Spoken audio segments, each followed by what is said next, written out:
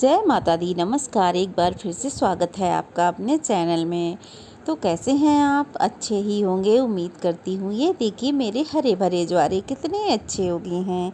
अगर आपको वीडियो चाहिए तो मेरे चैनल पे मिल जाएगा, जाकर देख लीजिए हरे भरे ज्वारे कैसे उगाए जाते हैं। तो आज के वीडियो में हम लेके आए हैं नवरात्रि के 9वें दिन की पूजा विधि और व्रत कथा। तो चलिए शुरू करते हैं। माता सिद्धिदात्री की पूजा विधि कैसे करनी है और व्रत कथा क्या रहेगी। जैसा कि हम सब जानते हैं कि 9 दिनों तक चलने वाला नवरात्रि का पर्व नौमी के दिन समाप्त हो जाता है। नवरात्रि के 9 दिनों में भिन्न भिन्न देवियों की पूजा की जाती है। इसी प्रकार से नवरात्रि के अंतिम दिन देवी दुर्गा के 9वें स्वरूप यानी कि माता सिद्धिदात्री की पूजा की जाती है। 9 दिन तक धारण किए गए व्रत का उद्यापन भी 9वें दिन किया जाता है। जो 9 दिन का व्रत रखता है वह 9वें दिन उद्यापन कर देता है।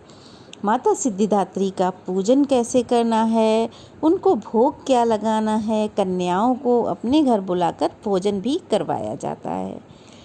माना जाता है कि नवरात्रि के अंतिम दिन कन्याओं को भोजन कराने से माता रानी स्वयं कन्या के रूप में आपके घर पे पधारती हैं तथा भक्तों को सुख समृद्धि से भर देती हैं। उनके घर में सुख शांति समृद्धि का आशीर्वाद प्राप्त करती हैं। तो आप लोग पूरे विधि विधान से अपना नौमी का व्रत संपन्न करें, उद्यापन करें और कन्या पूजन अवश्य ही करवाएं। तो चलिए पूजा विधि जान लेते हैं। 9वें दिन यानी कि माता सिद्धिदात्री की पूजा हमें कैसे करनी है। शारदीय नवरात्रि की 9वीं पर सबसे पहले सुबह उठकर आप स्नान आदि कर लें, अपने घर को साफ सुथरा कर लें और खुद साफ सुथरे वस्त्र धारण करें। कमल या गुलाब के फूलों की माला माता को अर्पित करें।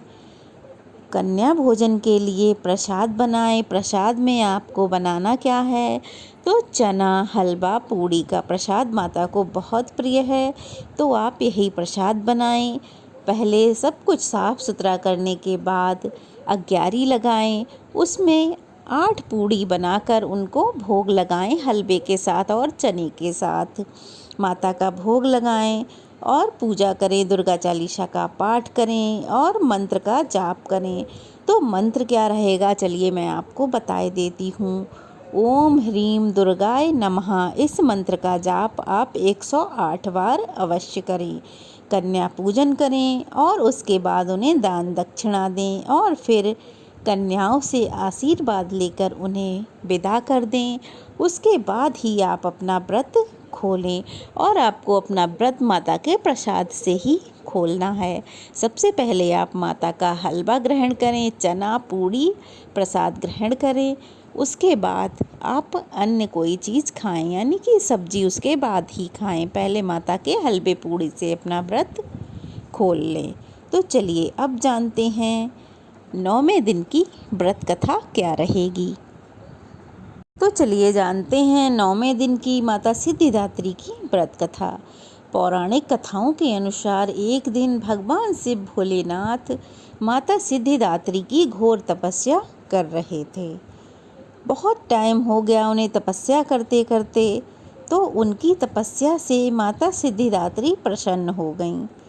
और फिर जब माता प्रसन्न हुई तो वह प्रकट हुईं और उन्होंने भगवान शिव को 8 सिद्धियों की प्राप्ति का वरदान प्रदान किया। इस वरदान के फलस्वरूप भगवान शिव का आधा शरीर देवी के रूप में परिवर्तित हो गया। इसके बाद भगवान शिव को अर्धनारीश्वर नाम से जाना जाने लगा। उन्हें अर्धनारीश्वर नाम प्राप्त हुआ। शिव जी का यह रूप संपूर्ण ब्रह्मांड में पूजनीय है, यह तो हम सब जानते हैं। वैसे तो भगवान के हर रूप की हम पूजा करते ही हैं, तो अर्धनारीश्वर रूप भी भगवान का पूरे ब्रह्मांड में पूजनीय हो गया है। धरती पर अनेकों राक्षसों का जन्म होने लगा था। ऋषि मुनि तथा सज्जन लोगों का विनाश होने लगा था। उनका जीवन बड़ा मुश्किल हो गया था। लोगों का निवास करना मुश्किल होता ही जा रहा था। राक्षस उन्हें चैन से जीवन यापन नहीं करने दे रहे थे। ऋषि मुनि पृथ्वीवासी सब बहुत परेशान थे। सबका जीना मुश्किल हो रहा था। इसी बीच जब पृथ्वी पर महिषासुर नामक दैत्य के अत्याचारों की अति हो गई, उसने सबका जीना दूभर कर दिया। तब उस दानव के अंत हेतु देवतागण भगवान शिव तथा विष्णु जी सहायता लेने के लिए वहां पहुँचे। सबने भगवान से बहुत प्रार्थना की। उस दानव के अंत के लिए सभी देवताओं ने तेज उत्पन्न किया, जिसके जरिए माता सिद्धिदात्री उत्पन्न हुई। और फिर माता सिद्धिदात्री ने उस राक्षस का यानी कि उस दानव महिषासुर का वध किया। तो यह थी माता सिद्धिदात्री की व्रत कथा। कैसी लगी अवश्य ही बताएं। कमेंट बॉक्स में जय माता दी लिखना ना भूलें और प्लीज़ चैनल को सब्सक्राइब करें, वीडियो को लाइक और शेयर ज़रूर करें। माता सिद्धिदात्री का प्रिय भोग है हलवा, पूरी और चना, तो उनको 9वें दिन यही भोग अर्पित करें और कंजक पूजन अवश्य ही करें, जिससे कि कंजक के रूप में माँ आपके घर में प्रवेश करेंगी और फिर आपके घर की दुख दरिद्रता सब कुछ समाप्त कर देंगी।